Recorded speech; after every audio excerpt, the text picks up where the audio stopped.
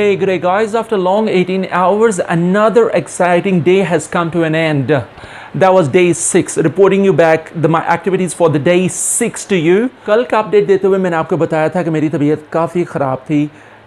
मुझे लगता नहीं था कि I will be able to proceed with the prolonged fasting.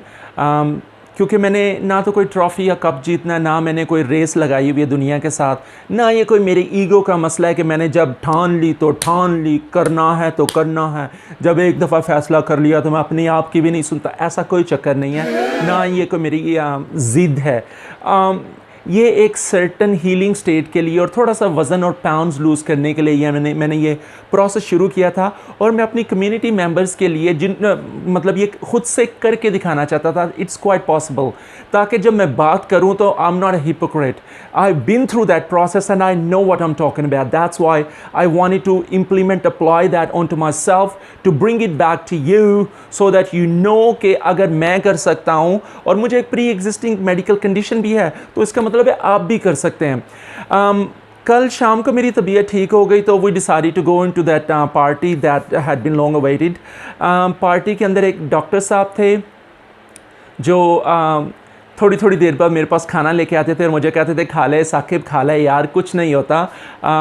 ये जो तुम प्रोसेस कर रहे हो ये मेडिकली प्रूवन तो है कोई नहीं, तो इसका कोई तुम्हें फ़ायदा नहीं होने वाला. इसी जब उनसे वाटर फास्टिंग की बात हुई, मिमिकिंग डाइट की बात हुई, उनके साथ पेलियो डाइट की बात हुई, कीटोजेनिक डाइट की बात हुई, उनके साथ ड्राई फास्टिंग की बात हुई, उनके साथ मेरी इंटरमिटेंट फास्टिंग की बात हुई, तो वो मुझसे आर्गुमेंट काफ़ी देर मेडिकल टर्मिनोलॉजीज़ में करते रहे, लेकिन मैं उनसे लेमन टर्मिनल जटकी ज़ुबान में बात कर रहा था. लेकिन करते करते बात जब ऑटोफेजी के ऊपर आई कि डे 3 के अंदर ह्यूमन बॉडी ऑटोफेजी से चली जाती है, जहाँ पे वो अपने डेड सेल्स और डेड टिश्यूज़ को चूइंग अप और ईट अप करना शुरू कर देती है. बॉडी क्लीन अप और डिटॉक्सिफिकेशन और क्लेंजिंग के प्रोसेस में से गुजरना शुरू हो जाती है.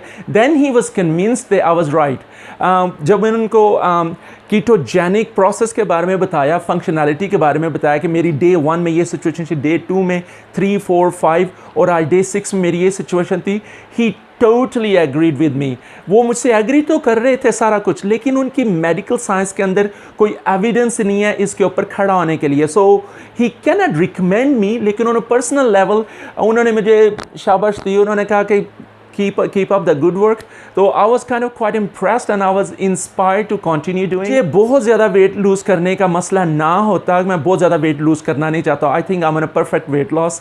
My BMI is almost 23%, which is perfect, more than perfect. It's an ideal BMI. मेरे मसल जो वो है तकरीबन 23% है, 23.5%. और मेरी ketones, everything, all my numbers and figures आप देखेंगे कि परफेक्ट है. अगर मुझे वेट मज़ीद लूज़ करने का मसला ना होता तो I would have gone for another 7 days definitely, because I don't feel a thing. ठीक है, 5वें और 6ठे दिन आप लाइट हेडेड फील करते हैं, आपके सर में चक्कर आते हैं, थोड़ा सा चक्कर आ जाता है. उसका हल भी है. बेसिकली आपके अंदर पोटेशियम, मैग्नीशियम और सॉल्ट्स की और मिनरल्स की कमी वाक़ई हो रही है. अगर आप सी सॉल्ट थोड़ा सा इस्तेमाल करें तो आप उसके ऊपर काबू पा सकते हैं, या थोड़ी सी पोटेशियम के सप्लीमेंट्स इस्तेमाल करें आप उसके ऊपर काबू पा सकते हैं. लेकिन I went hardcore. I absolutely went hardcore. I wanted to trial the extreme water fasting, not just the average water fasting. Average water fasting के अंदर even के वो green tea, herbal teas और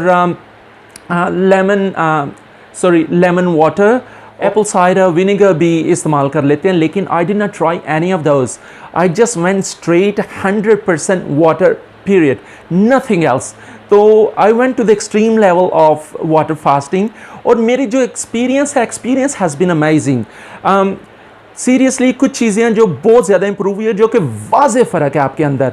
एक तो मुझे अपने मसल्स के अंदर ज़्यादा स्ट्रेंथ महसूस होती है, मुझे अपनी थॉट के अंदर ज़्यादा क्लैरिटी, मेरी विजन के अंदर ज़्यादा क्लीनलीनेस और क्लैरिटी नज़र आती है, और मैं I feel little bit more sharp, और मैं एनर्जी इतनी ज़्यादा महसूस करता हूँ कि मुझे बाज़ दफ़ा ऐसा लगता है कि I am on some sort of a drug, कि मेरी अगर कल तबीयत ख़राब भी थी तो उसमें भी I was sort of so excited. आपने मेरा वीडियो देखा. और चीज़ जो मुझे, मेरे पट्टे मजबूत हो रहे हैं, मुझे क्रैम्प्स नहीं पड़ रहे, मेरी बैक की पेन थोड़ी सी कम हो गई है.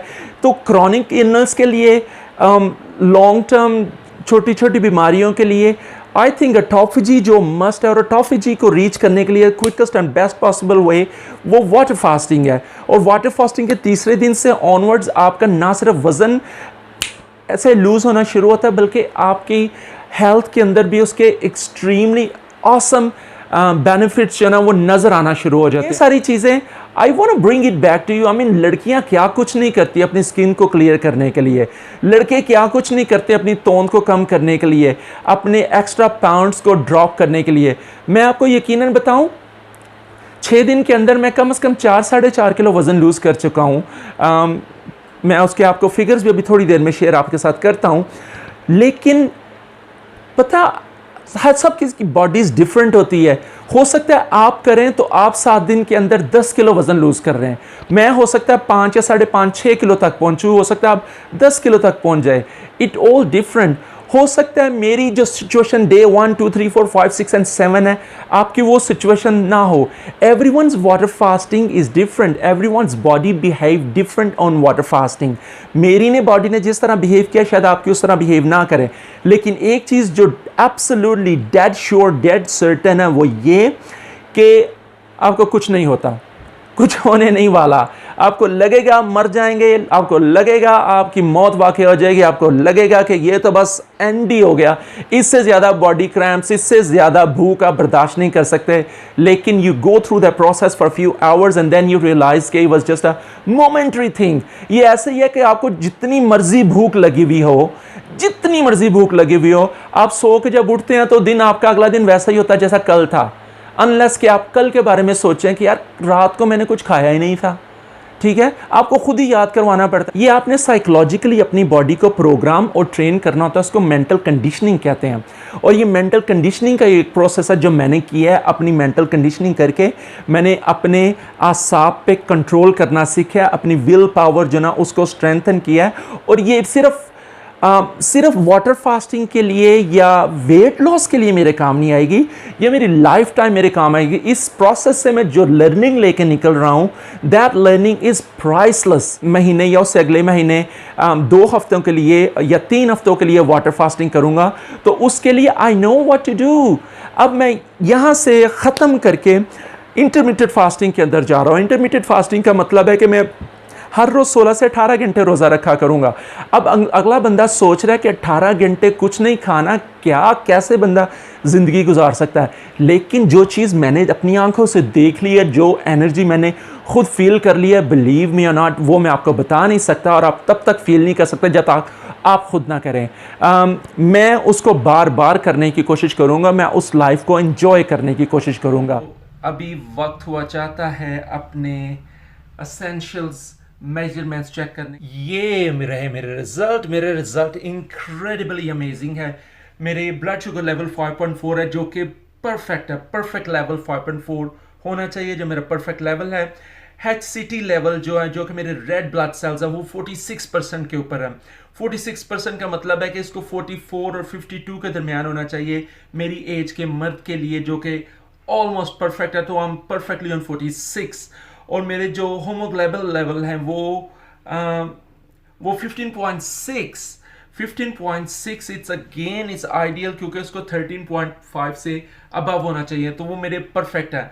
अभी मेरी कीटोन लेवल 3.9 है, जो कि ऑप्टिमम लेवल है कीटोन का। Anything between 0.05 and 1.5 is ideal, but anything 1.5 and above is an optimum level. So मेरी रीडिंग परफेक्ट है।